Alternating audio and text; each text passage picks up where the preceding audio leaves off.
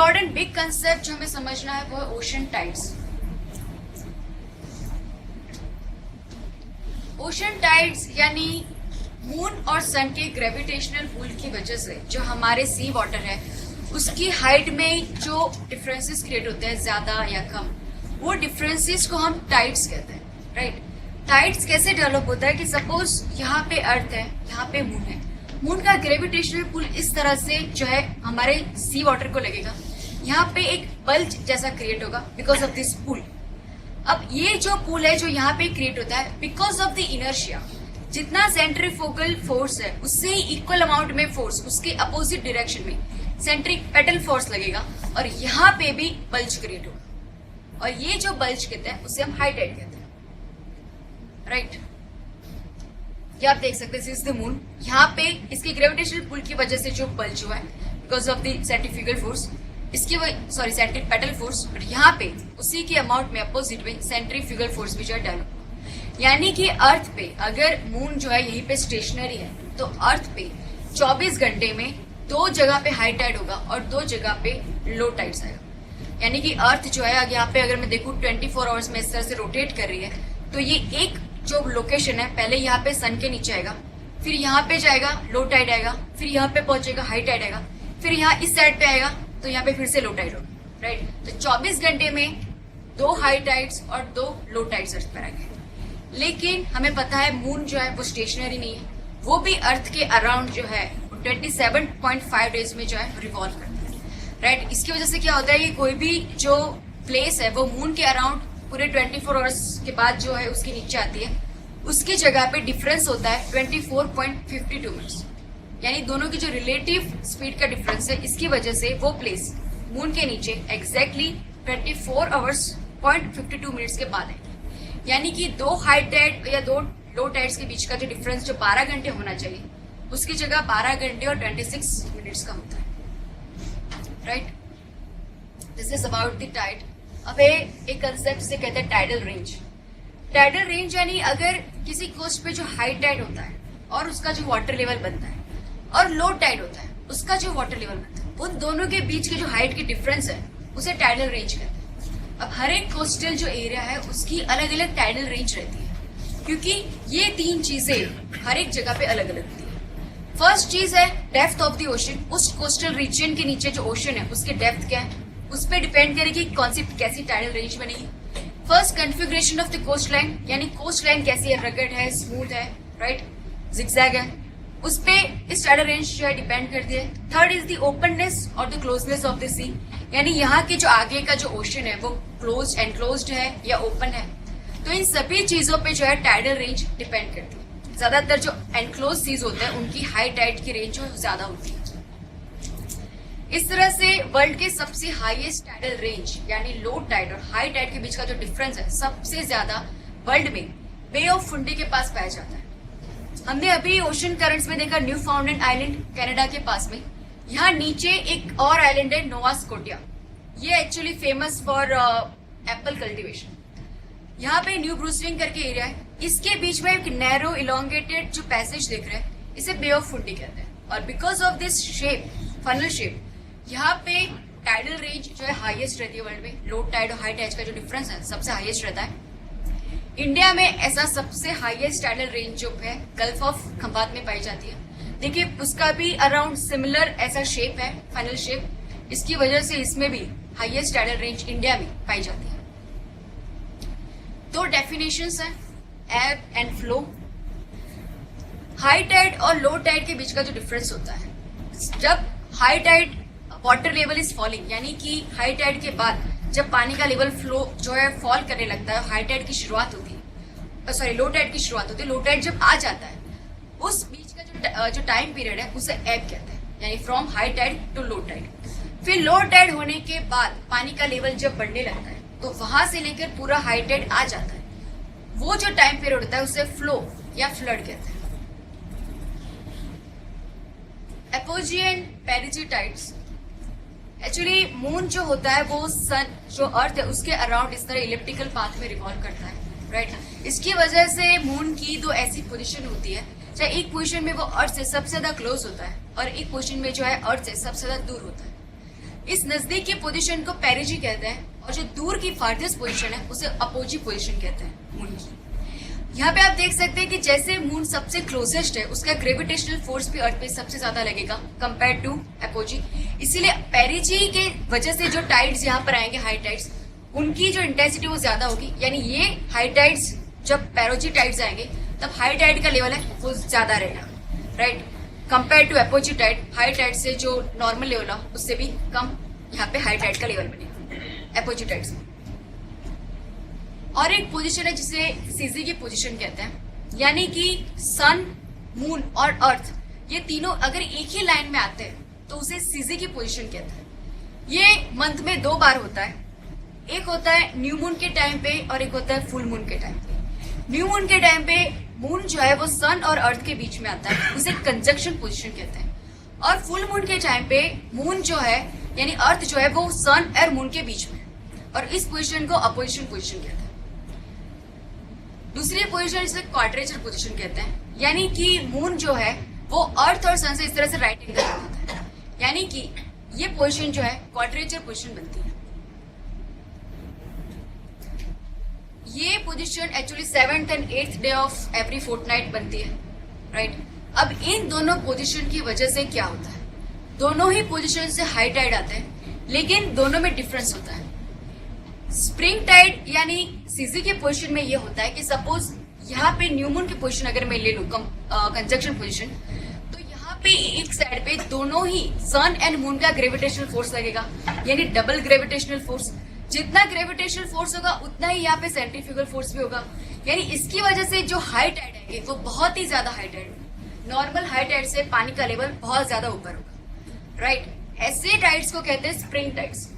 जब quadrature positions होती है तब क्या होता है कि सन और मून के जो ग्रेविटेशनल फोर्स है वो एक दूसरे को काउंटरएक्ट करेंगे। यहाँ से भी ग्रेविटेशनल पुल हो रही है, यहाँ से भी ग्रेविटेशनल पुल हो रही है, राइट। अब पानी जो है वो तो लिमिटेड है अर्थ पे, अब दोनों की ग्रेविटेशनल फोर्स एक दूसरे को काउंटरएक्ट करती है, और इसकी वजह से यहाँ पे जो हाई टाइड आएगा वो नॉर्मल हाई टाइड से भी कम होगा। जो पानी का लेवल है नॉर्मल हाई टाइड से भी कम होगा, तो ऐसे टाइड्स को नीप टाइड कहते हैं। स्प्रिंग टाइड और नीप टाइड के बीच में 7 डेज का इंटरवल रहता है, इस तरह से उनकी कंपैरिजन कर सकते हैं। स्प्रिंग टाइड जो होता है वहां पे जो हाई टाइड आएगा, अगर सपोज नॉर्मल हाई टाइड इतना है तो जब स्प्रिंग टाइड में हाई टाइड आएगा तब उसका लेवल इतना होगा। लेकिन जब स्प्रिंग टाइड में लो टाइड आएगा और नॉर्मल लेवल इतना होगा तो वो भी ऊपर रहेगा, इतना ज्यादा लो टाइड भी स्प्रिंग टाइड में नहीं है।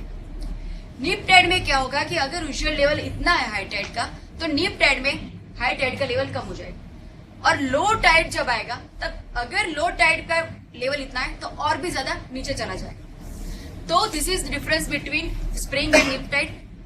स्प्रिंग टाइड सीजी की पोजीशन में बनता है, ये क्वाड्रेचर पोजीशन में। स्प्रिंग टाइड जो है gravitational force sun and moon का बोथ कंबाइन उन पे लगता है। नीप टाइड में दोनों का जो फोर्स है वो अलग अलग डायरेक्शन में होने की वजह से काउंटरएक्ट हो जाता है। Prelim 2001 question, during the neap tides, please observe the words, be careful in the reading.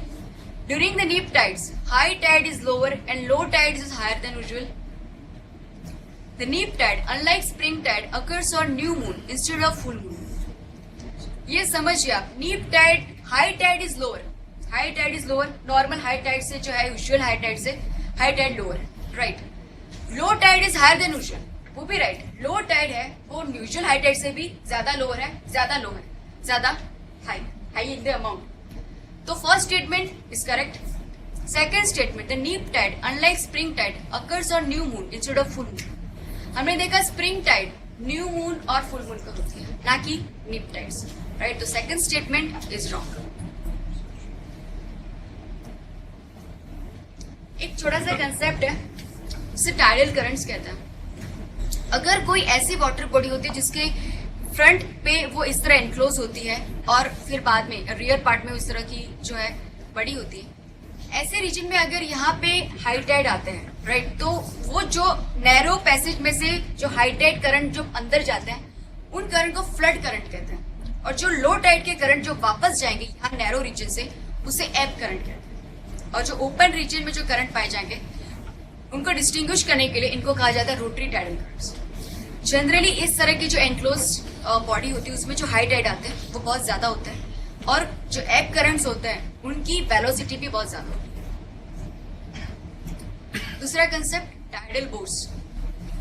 Generally कभी किसी रिवर की जो डेल्टा या उसका माउथ अगर नैरो होता है, राइट, वो फनल शेप या फैन शेप इस तरह वो स्प्रेड नहीं होता और नैरो होता है।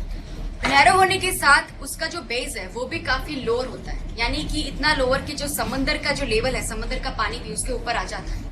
तो उसकी वजह से क्या होता है कि उसके माउथ के साइड पे उस समुद्र में जब भी हाई टाइड आएंगे तब समंदर का पानी भी इस तरह रिवर के अंदर एंटर हो जाएगा, राइट। और उसकी वजह से क्या होता है कि यहाँ पे फ्रेश वाटर रिवर का इस डायरेक्शन में मूव कर रहा है, और वो टाइडल वाटर जो समुद्र में हाई टाइड की वजह से आए वो सॉल्ट वाटर भी इस तरह से जो है मूव करता है, और दोनों के बीच में इस तरह जो है वो जो कॉन्फ्लिक्ट क्रिएट होता है, इसकी वजह से यहाँ पे थोड़ा वर्टिकली इस तरह से जो है ये टाइडल करंट जो है पास होते हैं। ऐसे करंट्स को टाइडल बोर्ड्स कहा जाता है। इससे रिलेटेड 2004 में क्वेश्चन आया, the statement which statement is not correct, right. Prelim में हमें ये सब चीजें ध्यान रखनी होती है कि ये नॉट और करेक्ट, कई बार हमें आंसर आता भी है लेकिन सिर्फ ऐसी सिली मिस्टेक की वजह से जो है हमें रॉन्ग आंसर अटेम्प्ट करके आते हैं। First statement is gulf with narrow fronts and wider rears experience high tide. True. Tidal currents take place when a gulf is connected with open sea by a narrow channel. Right? True.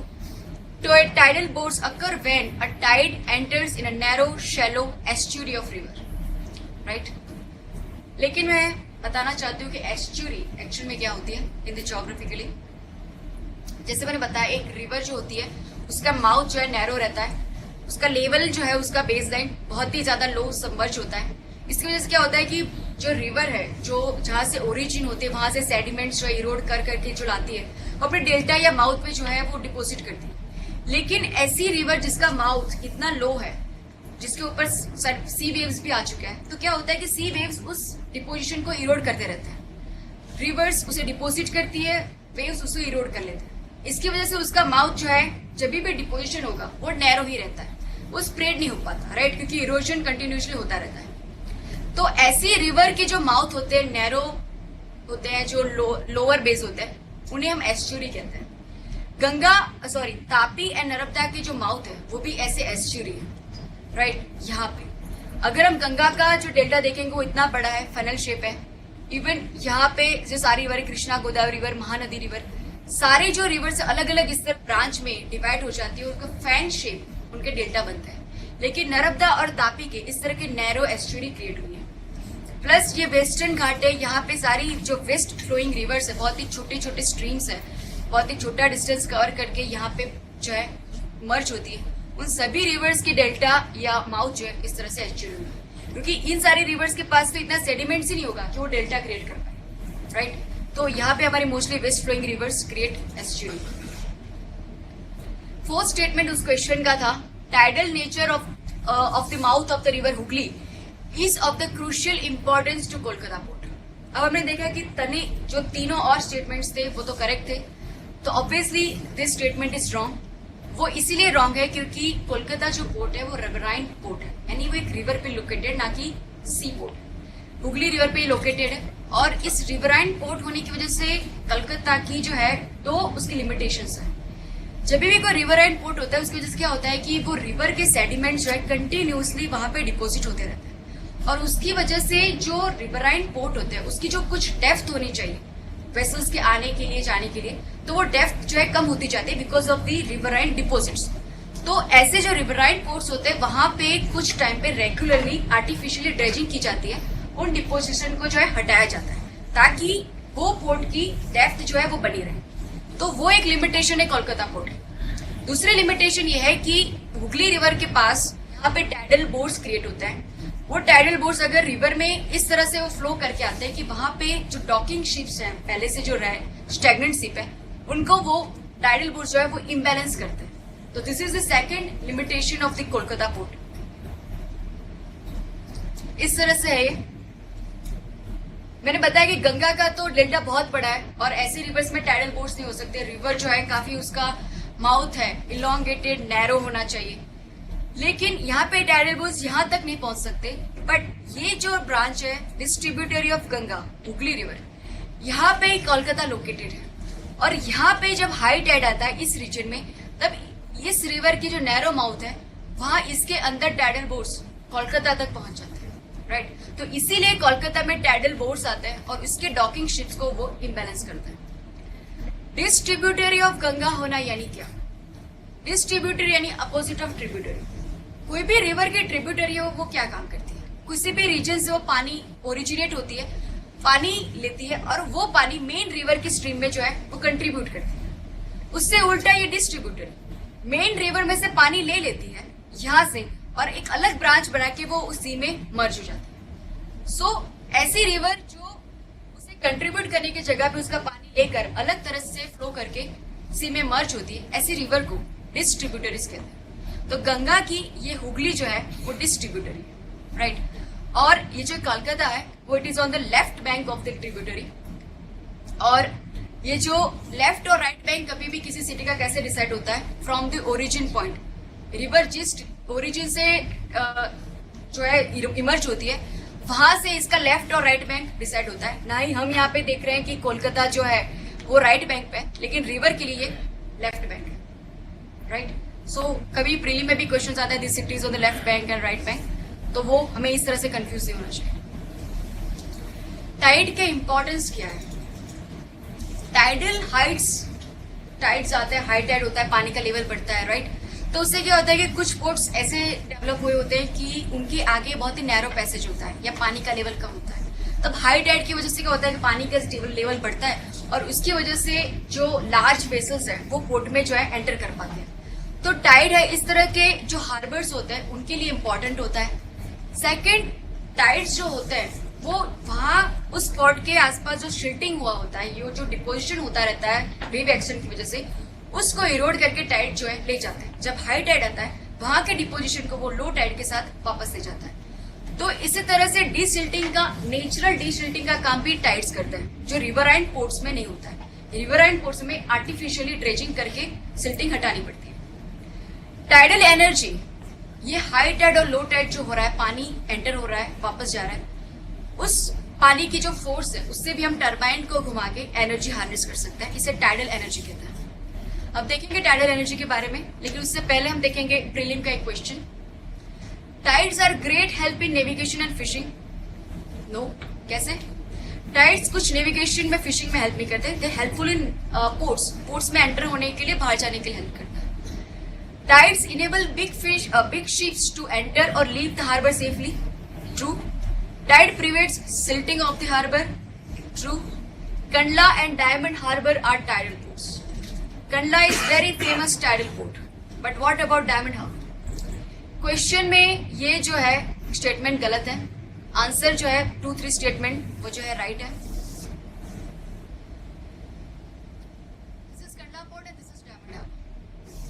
Kandla port यहाँ पे हमें पता है कच्छ में है, यहाँ पे sorry, और ये टाइडल पोर्ट है, राइट। ये जब पार्टीशन हुआ, कराची जो पोर्ट था वो इंडिया ने लॉस कर दिया, इसीलिए आफ्टर इंडिपेंडेंस कंडला जो है फर्स्ट इंडिया ने जो डेवलप किया था।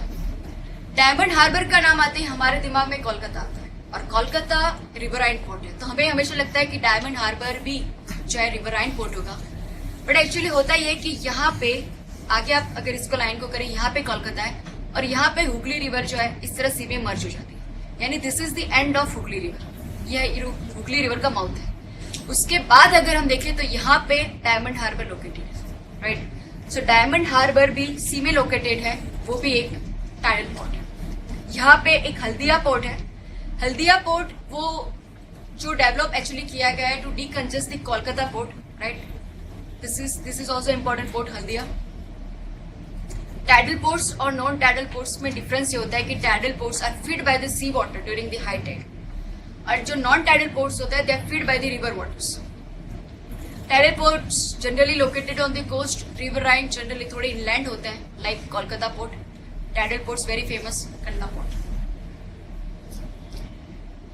इसके साथ ही कुछ इंडियन ज्योग्राफी देख लेते हैं।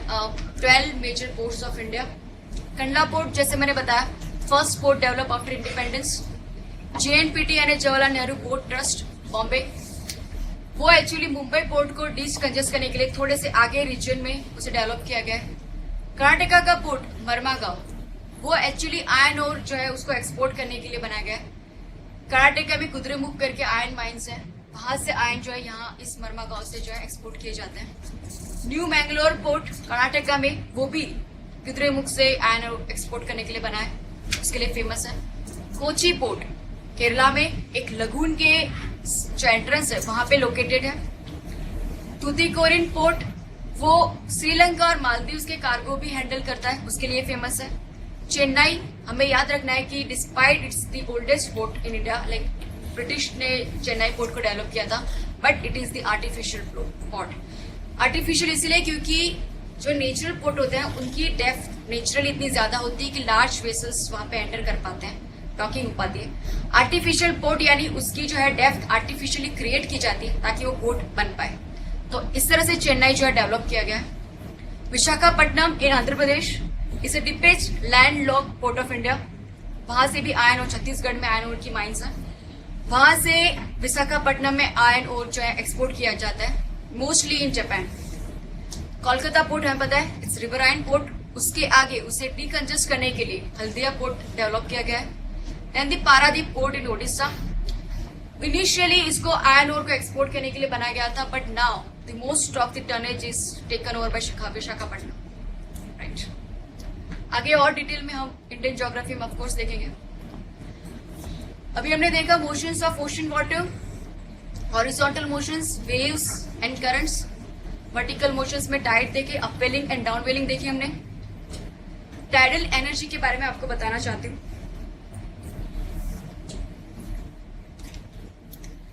टाइडल एनर्जी ऐसे ही जगह पे डेवलप की जाती है जहां पे वाटर बॉडी के आगे नैरो जो है उसका इनलेट हो, यानी कि कोई एक बैरेज पहले बनाया जाता है, और बैरेज बनाने के लिए वो सी जो है एनक्लोज्ड होना चाहिए, राइट। अगर ओपन सी में बैरेज नहीं बना सकते, तो एक एनक्लोज जगह पे एक बैरेज बनाया जाता है इस तरीके का, और फिर जब हाई टाइड आता है तब उसके जो ये गेट्स है ओपन किए जाते हैं, पानी जो है यहाँ पे भर जाता है, इस रीजन में जो एनक्लोज्ड रीजन है वहां पे पानी भर जाता है, हाई टाइड जो है उसका लेवल बन जाता है, राइट। फिर उसे बंद किया जाता है। जब हाईएस्ट लेवल उसका पहुंच जाता है, उसके बाद जब लो टाइड का टाइम आता है, ये उसके फ्लड गेट्स जो है उसे खोल दिए जाते हैं। बहुत ही स्पीड में ये पानी जब वापस जाता है, टरबाइन घूमता है और इलेक्ट्रिसिटी जो है हम प्रोड्यूस कर सकते हैं। तो this is how the tidal energy is been produced. ऐसे वर्ल्ड में बहुत ही कम जगह जहाँ टाइडल एनर्जी इकोनॉमिकली वायबल है और प्रोड्यूस की जाती है। Very famous is the La Rance in the France. यहाँ पे देख सकते हैं कि एक नैरो वाटर बॉडी है, और यहाँ पे इस तरह उसके नैरो पैसेज पे बैरेज क्रिएट किया गया है। उसके नीचे जो है फ्लड गेट्स होंगे जो हाई टाइड में ओपन होकर पानी इकट्ठे करते हैं, राइट। फिर जब लो टाइड आता है, फ्लड गेट ओपन होता है। लो टाइड के दौरान यहाँ पे टरबाइन जो है वो मूव करता है एंड इलेक्ट्रिसिटी जो है प्रोड्यूस की जाती है। इंडिया में भी हाई टाइड जो है इस तरह की टाइडल एनर्जी प्रोड्यूस कर सकते हैं। उसकी पोटेंशियल है हमारी 8000 मेगावाट्स एनर्जी हम प्रोड्यूस कर सकते हैं। 3 रीजन ऐसे पाए गए पोटेंशियल रीजन जहाँ पे टाइडल एनर्जी पैदा कर सकते हैं, gulf of Cambay, gulf of Kutch and Sundarban area, जहाँ पे इस तरह के नैरो वाटर बॉडीज होनी चाहिए, बैरेज बन सकता है। वैसे ही ये 3 रीजन है, राइट। खुशी की बात यह है कि गुजरात में सबसे बड़ा टाइडल एनर्जी जो प्लांट है वो बनने की शुरुआत भी हो चुकी है इन 2012। एक्सपेरिमेंटल बेस से 50 मेगावाट का प्लांट गल्फ ऑफ कच्छ में जो है उसकी कंस्ट्रक्शन स्टार्ट हो चुकी है। तो गल्फ ऑफ कच्छ में इंडिया का फर्स्ट टाइडल एनर्जी प्लांट जो है वो बन रहा है। एक और तरीके की एनर्जी भी प्रोड्यूस की जा सकती है जिसे टाइडल स्ट्रीम एनर्जी कहते हैं। मैंने बताया था कि यूएसए के पास में जो गल्फ स्ट्रीम पास होता है, जो करंट है हमारा ओशन करंट, उसकी स्पीड इतनी ज्यादा है, अमाउंट ऑफ वाटर इतना ज्यादा है कि वहां से इलेक्ट्रिसिटी जो है हम पैदा कर सकते हैं। ऐसे ही ओशन करंट से भी हम जो है इलेक्ट्रिसिटी पैदा कर सकते हैं। लोअर कोस्टल एरिया में इस तरह के विंड मिल्स जैसे जो है यहाँ पे विंड टर्बाइंस वहां पे प्लेस किए जाते हैं। ऊपर से जब यहाँ पे ocean currents, fast moving ocean currents pass होते हैं, इन विंड टर्बाइंस जो मूव करते हैं, इन इलेक्ट्रिसिटी जो है प्रोड्यूस कर सकते हैं। तो इस तरह की जो एनर्जी प्रोड्यूस की जाती है उसे टाइडल स्ट्रीम एनर्जी कहते हैं, राइट। हमने waves, currents, tides and upwelling यानी horizontal motion and vertical motions दोनों ही हमने देख लिया। टाइडल एनर्जी भी हमने देख लिया। So this is the end of the